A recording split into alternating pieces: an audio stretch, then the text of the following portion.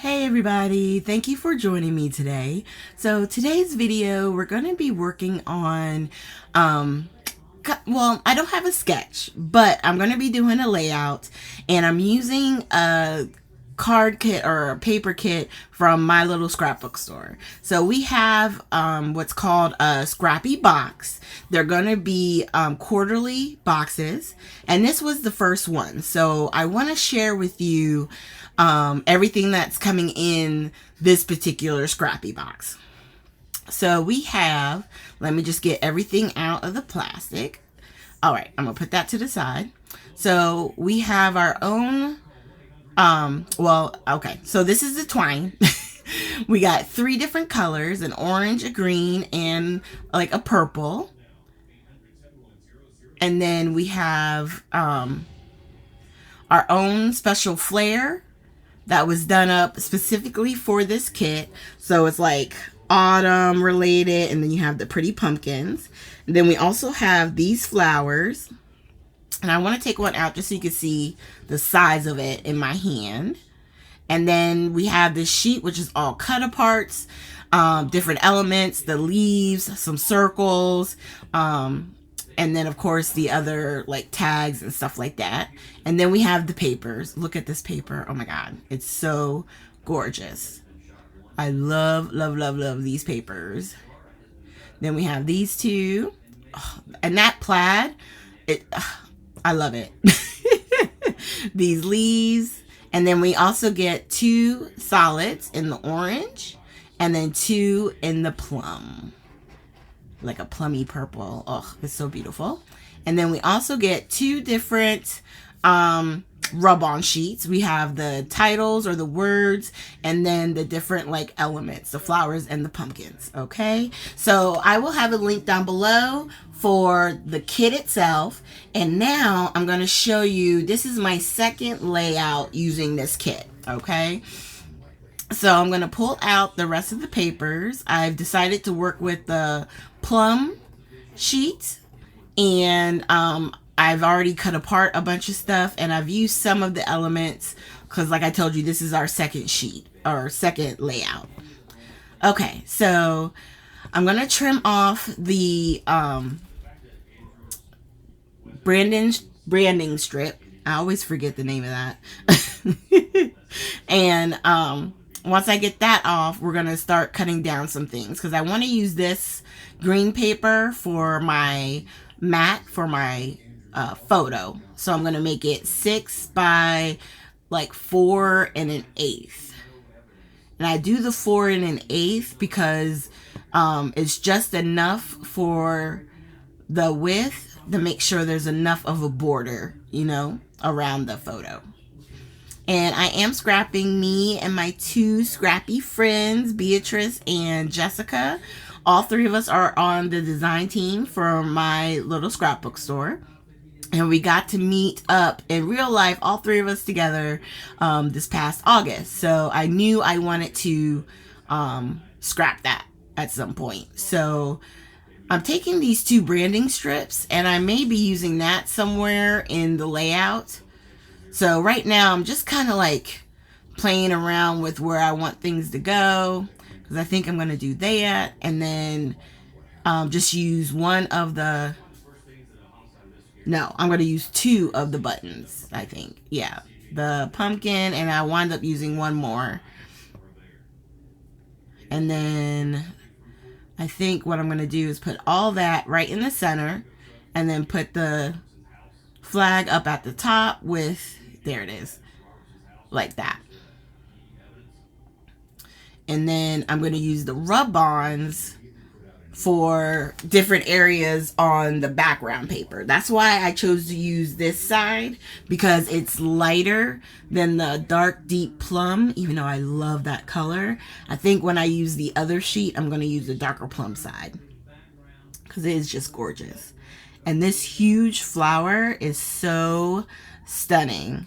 Yeah, I'm like, okay, let's put this to the side, and I think I'm going to go ahead and kind of lay this down right here. Isn't that beautiful? Woo! Okay, let's get the rubbing. So with the rub-ons for $49 in Market, if you've never used them or you've always seen them and you just weren't sure about them, they have really, in my opinion, changed the game on these rub-ons. They brought them back, and I'm telling you, when you're done, you can't tell that it's a rub-on. It looks like it was already made for the paper, and I love that. So I use the flat, the wider end of the rub-on tool, especially for the bigger pieces, because it's covering more area. You can use the pointy side, it's just going to take you longer. And then I have even tried my own bone folder, and that has worked well as, I was going to say as well, also. All right, so now for the title, I had already decided that I wanted to use the big thankful, and I think I'm going to put it up at the top because I'm thankful for my friendships. And then I'm going to use the smaller together because I like that word. We were together. This was the first time we got together to meet in person. And then I'm going to put time together is the best, or is best. And I'm going to put that underneath the together larger letters. So, okay. So what I'm going to do is kind of, instead of putting it at the bottom, I'm going to put that orange piece up at the top. And then I think I'm going to take some of the leaves that I've fussy cut out of the paper, like right behind it. So it almost makes that circle look like a flower sitting up at the top. I like that. All right. So what I'm going to do, oh, I forgot about these. I had wanted to use the strip. So I'm going to measure out like 6 inches because I knew I either wanted to go along the top or I was going to put it along the side. I wasn't quite sure. I was even thinking on the bottom as like a ledge. And then I think we're going to play with it some, but I think I wind up putting it over here. Yeah. And I was playing with this thinking like, should I put it through the film strip, make it look like it's like part of the film, and then put it, you know, kind of peeking out from the photo, something like that. But you kind of miss the purple and stuff. But I knew what I was leaning towards, okay? But instead I'm like, let's get this part down. Because you want to get all your rub-ons on so that way they're nice and flat and you can get a good rub on it. Because if it's, you know, uneven, you can wind up messing it up.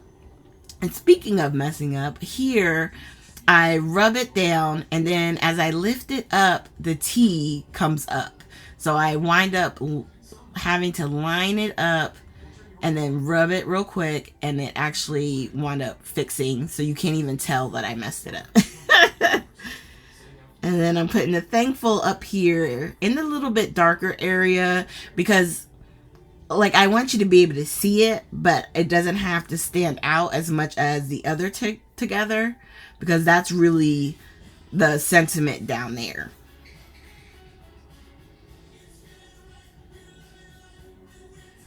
All right. And there those are, and then our photo is going to go right in the middle. So let's go ahead and start putting this stuff down. Now on the fussy cut pieces, I am going to go around the edges with my Distress Oxide in the vintage photo, because, you know, that's the one thing I don't like about fussy cutting. It just looks like a little kid has done it. I'm like, why does it look like I don't know how to cut, you know? But if you ink your edges, it does help. It looks more purposeful. All right. So now I'm just putting a little bit of glue behind that little foam piece. On those flares that we get, the canvas fairs, you can use wet glue, but the foam doesn't always have sticky because it's just for shipping. So I always add a little bit of wet glue if I'm using the foam, so it has good adhesion. All right, so now I'm inking all the edges on the pattern paper as well. And I like this because that white part that's kind of sticking out at the bottom, I put a little bit of the ink on there. So it kind of tones down that white a little bit, and it doesn't like make it stand out like a sore thumb. And then it's just like a little bit of interest. And then with me, I always use wet glue. I'm telling you guys, whenever I'm using my tape runner or the dot adhesive, because it helps. It gives you a little bit of wiggle room in case you need that time to lift something back up and straighten it or move it around. Now, normally I like to pop up my photo, but on this one, I did leave my photo flat to the page. And then once I glue these little bits down here, I'm going to put some more glue on the back and then attach it to the front here. All right. And then the best part is, even though I kind of forgot to put that film strip and the other two strips on the side, I'm going to have enough time to get them underneath the edge of the photo. So that way it'll, yep, I like that. I think I'm going to wind up doing it like that. Yes, that's going to wind up being the way I do it. So let me put down, I'm going to put the film strip down first. I was trying to make it like off on an angle, but for the most part, nothing is on an angle weirdly on here. So I didn't want to do it on that. So I'm just going to lift up that little edge and put the film strip, which I got this from, Where to Next? Or Everywhere, I can't remember. It's the 49 and Market travel collection. I want to say it's Everywhere, something Everywhere. So I had it on my desk because it was a film strip I just didn't use, and it was the perfect color green. So I just grabbed it. No rhyme or reason. I just grabbed it to put it on my layout. Now I was gonna use this whole plum and this like hemp cord, but I realized I didn't want to do that. So I'm going to tie a little bow and then trim, so that way I still have a little bit of that purple cord left in case I want to use it somewhere else. And then I think I might put it as a bow on top of the flowers. Well, I think I wind up changing that bow to something else here in a second. I'm going to put some glitter glue on the back of the flowers and then press and hold those down. And then I'm going to take, instead of doing the bow, because you can see I'm still fiddling, I'm going to wrap it around and kind of move the twine around so it just kind of peeks out. Whether it be at the bottom, like I was going to put one at the top, and then I'm like, no, I'm going to put them where they're both coming out from the bottom. And then I'll just kind of put a little dab of glue and then let the end kind of lay in it, so that way it stays in its place and it doesn't go all over the place. So you can do that. If you just want it to be free and flow all over the place, that's fine. If you want it to have a little bit of a structure, just put a little bit of the wet glue, because it dries clear, so you're not going to see it once it's all dry, and then it'll hold its position. All right, so I'm going to go ahead and do my date stamp. This time I didn't grab my weapon, which is like a huge date stamp. I'm just grabbing my little one I have. I'm trying to think who it's through, but I keep it on my desk because, oh, it's an old Heidi Swat one. But on the date, it has like a blank. It says 20, and then there's a blank line. And what I like about that is I can write in my own 23, and then so I can still keep using it. So I can use it indefinitely as long as it's 20, whatever. All right, now it's my favorite time. It splatters. So this is a new gold I got. And of course, right now I can't even find it. But this gold is by Nuvo. And I can't even see the name of it right now. if I can find a link for it, I'll put it down in the bottom. But I got this from my little scrapbook store, and I like it because it has a shimmer, but it's more of a muted gold. It's not a very like high yellow gold like the Heidi Swapp one that I use. Well, it's actually Jen Hadfield, but it was still a nice gold. So I did that first, and then I did the black soot in the distress stain. And then at the end, oh no, I think in the middle there I used the white picket fence. That's my favorite white and my favorite black splatters. I use those on everything. And I think I just ordered a new black soot distress stain because I have a backup of the white picket fence. I don't have a backup of that one. And it's important to make sure you never run out of your favorite splatter ink.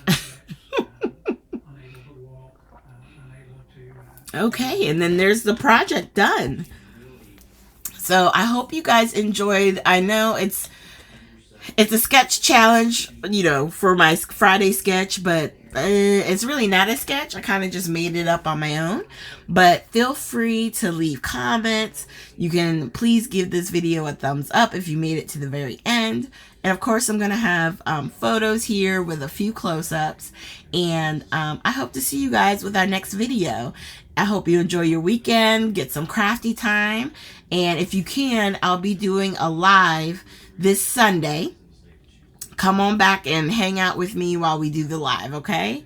Thanks, you guys, and I will see you next time.